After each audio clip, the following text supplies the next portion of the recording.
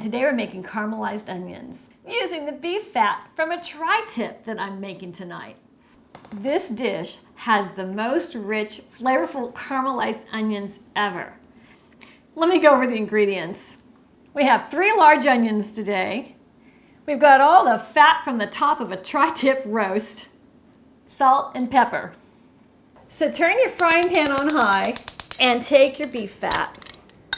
This is the fat that I trimmed off my tri-tip roast.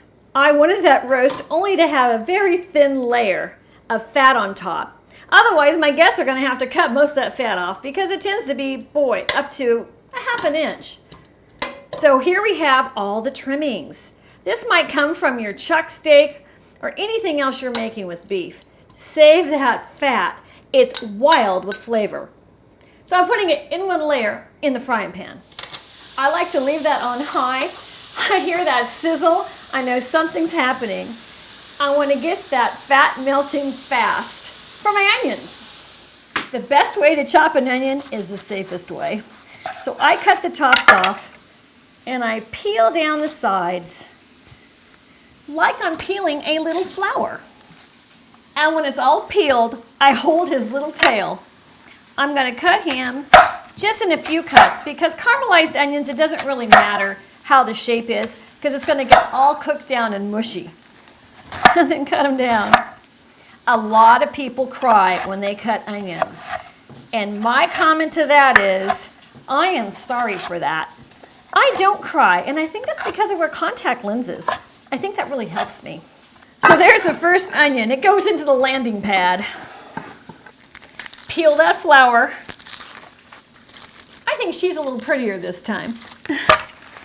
Square her off on the bottom. 1, 2, 3, and then crosswise she goes. And at the top, this is the fastest way, I think, and the safest.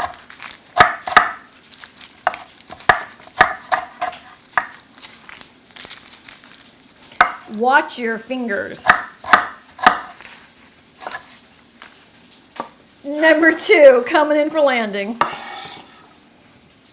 Since I'm only a couple feet from my frying pan and babysitting it, I noticed it's time for a flip because this side is all beautiful, crispy brown looking. Woo! Stand back. There's heat in this kitchen. Since I had a little mishap, I'm going to turn this down to medium. That's enough risky business for me. The third onion wins for best little handle on them.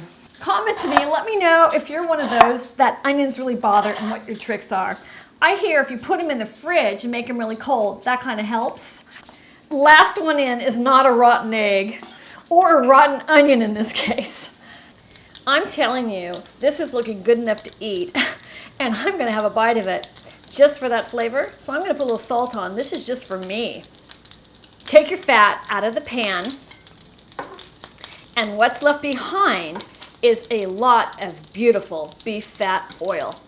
It's going to make those caramelized onions the bomb on your dish. Put them in right away, and you hear the sizzle. That's going to bring that fat down to a colder temperature because the onions are room temperature. So don't let that worry you. We're going to now keep them in one layer for about 10 minutes. I'm going to salt them right now. That's about 1/2 teaspoon of salt. And I just have to have a bite of the little beef crackling. I know somebody is going to write and give me a ticket on this one. What I'm doing is I'm flipping them. It's been 10 minutes. Let's see the other side. Well, what we're noticing is not much browning took place. That's okay. Enough of it. I can turn it. But really, if you went 15 minutes, you wouldn't have gotten a ticket by me. I'm going to keep this on medium, and I'm going to check in another 15 minutes this time. It's been another 15 minutes, and let's take a look. Oh, wow. It's getting that beautiful brown color. If you look at the bottom of your pan, you're going to see a lot of color down there too. So I kind of squish those onions and make them pick up that extra residue of flavor. Go get them. Look at the difference of the quantity now. When those caramelized onions cook down, they get to be about 1/3 the size of when you started. These are going to be a hit on that beef, and they're going to go fast. So 3 onions is what I wanted. I'm going to have these cook down on medium another 15 minutes. It's been that extra 15 minutes. This dish takes a while to cook. So you got to be floating around the kitchen working on something else so that you can come at it and give it another turn and twist with your spatula. Done. It's time for the taste test. Oh. I could eat the whole bowl. Subscribe to my channel and let's keep making great things in the kitchen.